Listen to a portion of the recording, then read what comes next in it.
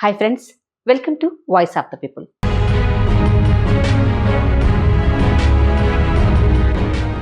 భారతదేశంలో ఏ ఎన్నికలైనా హడావిడి మామూలుగా ఉండదు. స్థానిక సంస్థల ఎన్నికల నుండి పార్లమెంట్ ఎన్నికల దాకా ఈ హడావిడి వివిధ రూపాల్లో మనకు కనిపిస్తుంది. అయితే ఇలాంటి సందర్భాల్లో కొన్ని విషయాలు తెర మీదకు వస్తుంటాయి. వాటి చుట్టూ అనేక చర్చలు జరుగుతుంటాయి. ఈ చర్చల్లో మహిళలు పోషించాల్సిన బాధ్యత ఉన్న, మహిళల ప్రమేయం లేకుండా ఆ పనులు జరిగే అవకాశం లేకపోయినా సరే మహిళల అభిప్రాయం తీసుకోవాలని, మహిళల నిర్ణయం ముఖ్యమనే విషయాన్ని అస్సలు పట్టించుకోరు. తెలంగాణ రాష్ట్రంలో ఇప్పుడు స్థానిక సంస్థల ఎన్నికల హడావిడి మొదలైంది. ఈ స్థానిక సంస్థల ఎన్నికల్లో ప్రభుత్వం ఎంతమంది పిల్లల్ని కన్నా ఎన్నికల్లో పోటీ చేయడానికి అనుమతి ఇచ్చేసింది. 2 పిల్లల్నే కనాలనే నిబంధనను సడలించేసింది.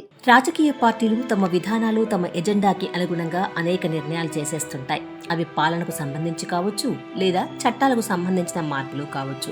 ఇదిగో ఆ నిర్ణయాధికారంలో భాగంగానే పైగా ఒకానొక సభలో ఆంధ్రప్రదేశ్ రాష్ట్ర ముఖ్యమంత్రి చంద్రబాబు నాయుడు అమరావతిలో యువకుల సంఖ్య తగ్గుతోందని, వృద్ధుల సంఖ్య పెరుగుతోందని, రాష్ట్రానికి అదొక సమస్యగా మారనుందని అన్నారు. 2 కంటే ఎక్కువ మంది పిల్లల్ని కనాలని పిలుపునిచ్చారు.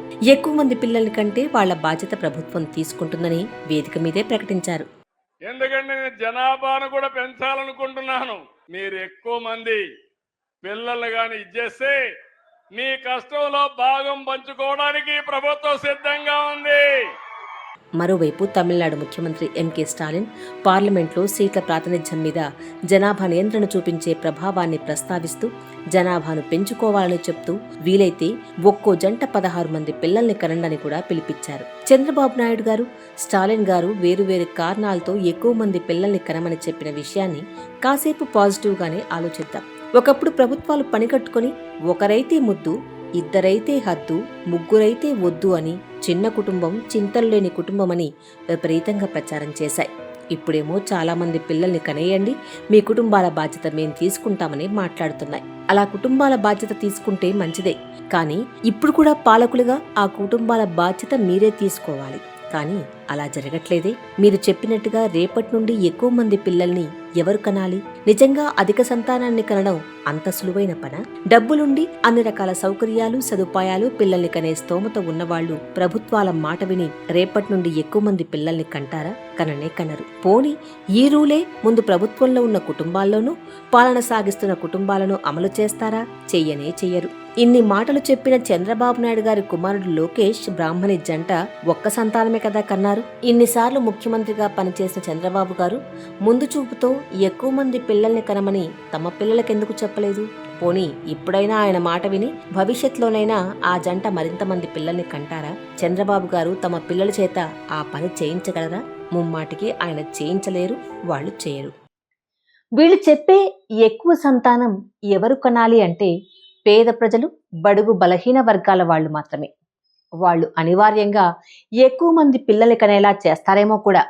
ఎందుకంటే ఇప్పటి వరకు ఖర్చులకు దడిసి ప్రభుత్వ హాస్పిటల్స్లోనూ లేదా అప్పుడప్పుడు పెట్టే క్యాంపుల్లోనూ చాలా మంది పేద మహిళలు కుటుంబ నియంత్రణ ఆపరేషన్స్ చేయించుకుంటున్నారు.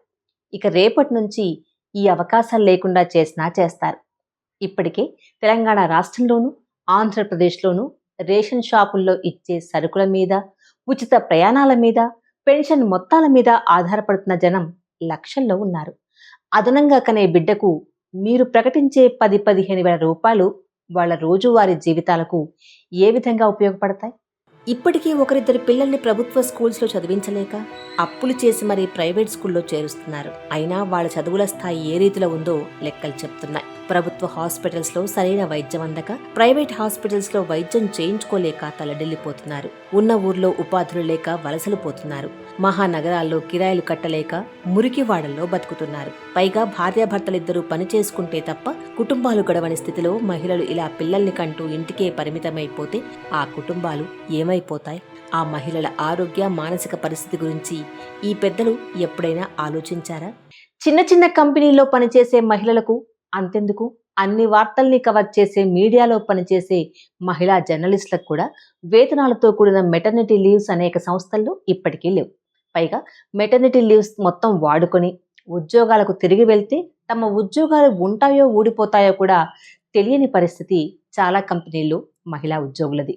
పిల్లలు పెంపకం అంటూ మహిళలు అనేక లీవ్స్ తీసుకుంటున్నారనే చులకన భావం అనేక చోట్ల ఇప్పటికీ స్పష్టంగా కనిపిస్తూనే ఉంది. అందుకే మగవాళ్లతో ఎంత సమానంగా పనిచేసినా జీతాల పెంపు విషయంలో, ప్రమోషన్స్ విషయంలో మహిళలు ఇప్పటికీ వివక్షకు గురవుతూనే ఉన్నారు. అలాంటిది ఇక పిల్లల్ని కనడమే పనిగా పెట్టుకుంటే అసలు ఈ మాత్రం ఉద్యోగ అవకాశాలైనా మహిళలకు ఉంటాయా?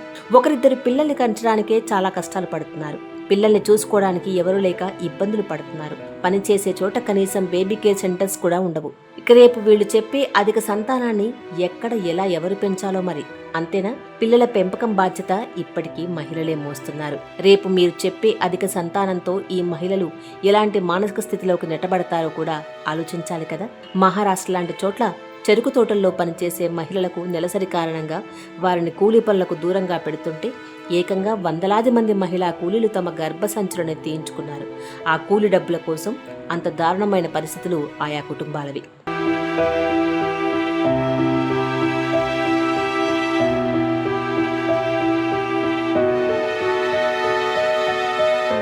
సరే, ఈ పెద్దలు చెప్పినట్లే వృద్ధుల సంఖ్య పెరుగుతోంది. సమాజ అభివృద్ధికి యువత కావాలి. మరి ఈ యువతరానికి ఉపాధి అవకాశాలు కల్పిస్తామని ఇచ్చిన హామీని ఏ పార్టీలైనా నిలబెట్టుకుంటున్నాయా? ఎంతమంది యువతకి ఎలాంటి పనులు కల్పిస్తున్నారో లెక్కలున్నాయి కదా. గత కొన్ని సంవత్సరాలుగా ఎలాంటి కంపెనీలు పెడుతున్నారు, అక్కడ ఎంతమందికి ఉద్యోగ అవకాశాలు దక్కుతున్నాయో కూడా మనం చూస్తున్నాం. వేల కోట్ల పెట్టుబడులు పెట్టిన కంపెనీలు కూడా మెషిన్స్ తోనూ, భవిష్యత్తులో ఏఐ అన్ని చోట్లకు విస్తరించాక ఈ మాత్రం ఉద్యోగ అవకాశాలు కూడా పిల్లలకి దక్కవు. ఇప్పటికే ఉన్నత చదువులు చదువుకొని పెద్ద పెద్ద కంపెనీలో ఉద్యోగాలు చేస్తున్న ఉద్యోగులకు కూడా కంపెనీలు తమ ఉద్యోగులను ఒక్క నిర్ణయంతో ఉద్యోగాల నుండి తీసేస్తున్నాయి. పార్లమెంట్ స్థానాలు పెంచుకోవడం కోసం జనాభా పెరగాలని కోరుకోవడం కూడా సరైన అభిప్రాయం కాదు. ఆయా రాష్ట్రాలకుండే సహజ వనరులను ధ్వంసం చేసుకుంటూ, వ్యవసాయ రంగాన్ని విధ్వంసం చేస్తూ, ఉపాధి అవకాశాలను కొల్లగొడుతూ, నిధుల కోసం, కేంద్రం ఇచ్చే వనరుల కోసం నియోజకవర్గాలు పెంచుకోవాలని కోరుకోవడం కూడా సరైంది కాదు. లేదా ఉమ్మడిగా అన్ని రాష్ట్రాలు కేంద్రం నుండి దక్కాల్సిన నిధుల కోసం పోరాడాలి. తమ విధానాల కోసం ఎక్కువ మంది పిల్లల్ని కనమనే చెప్తున్న పెద్దలు తమ లిక్కర్ విధానాల వల్ల ఆదాయం పొందుతూ కుటుంబాలు విధ్వంసమవుతున్నా పట్టించుకోని ప్రభుత్వాలు ఒక్కసారి మహిళలతో మాట్లాడండి. వాళ్ళ సమస్యలేంటో తెలుసుకోండి. లిక్కర్ విధానాల వల్ల ఎన్ని కుటుంబాలు నాశనం అయిపోతున్నాయో కళ్ళు తెరిచి చూస్తే కనిపిస్తాయి. మాకే సాయము వద్దు, లిక్కర్ షాపులు మూసేస్తే చాలు అని ఎంతమంది మహిళలు కన్నీళ్లు పెట్టుకుంటున్నారో చూడండి. ఎంతమంది మహిళలు ఒంటరిగా మారుతున్నారో లెక్కలు చూడండి. రాష్ట్రం ఏదైనా అన్ని చోట్ల శ్రామిక వర్గ ప్రజల ఆర్థిక ఆరోగ్య పరిస్థితులు ఇలాగే ఉన్నాయి. ఇన్ని రకాల సమస్యలను దాటుకుని మహిళలు తమని తాము నిలబెట్టుకుంటున్న ఇలాంటి నేపథ్యంలో పాలకులు చెప్పే ఈ మాటలు ఎవరి ప్రయోజనాల కోసమో కూడా ఆలోచించాలి. పిల్లల్ని కనాలా వద్దా అనే నిర్ణయం మహిళలకు కూడా ఉండాలి. గట్టిగా చెప్పాలంటే మహిళలకే ఉండాలి. ఒక్కసారి మీ అభిప్రాయాన్ని ముఖాముఖి మహిళల్ని అడిగి చూడండి. అవసరమైతే ఈ విషయం మీద మహిళలతో అభిప్రాయ సేకరణ చేయండి. వాళ్ళు చెప్పే సమాధానం విన్నాక మీ విధాన ప్రకటనలు చేయండి. అనేక అభివృద్ధి చెందిన దేశాల్లో కూడా జననాల రేటు తగ్గుతోందని లెక్కలు చెప్తున్నాయి. దక్షిణ కొరియాలో ఈ జననాల రేటు మరింత తగ్గుతోంది. జననాల రేటు పెంచేందుకు అక్కడి ప్రభుత్వాలు మన ప్రభుత్వాల కన్నా అనేక రకాల ప్రోత్సాహకాలు ప్రకటిస్తున్నాయి. భారీగా నిధులు కూడా కేటాయిస్తున్నాయట. అయినా అక్కడి మహిళలు సానుకూలంగా స్పందించడం లేదు. పైగా అసలు మహిళలకు ఏం కావాలో పాలకులు తెలుసుకోవడం లేదని BBC లాంటి మీడియా సంస్థలు చేసిన సర్వేలో తమ అభిప్రాయాలను వ్యక్తం చేయడం విశేషం. అందుకే మన తెలుగు రాష్ట్రాలైనా, అభివృద్ధి చెందిన దేశాల్లోనైనా మహిళలు ఏమనుకుంటున్నారో పాలకులు తెలుసుకోరనేది ఒక వాస్తవం.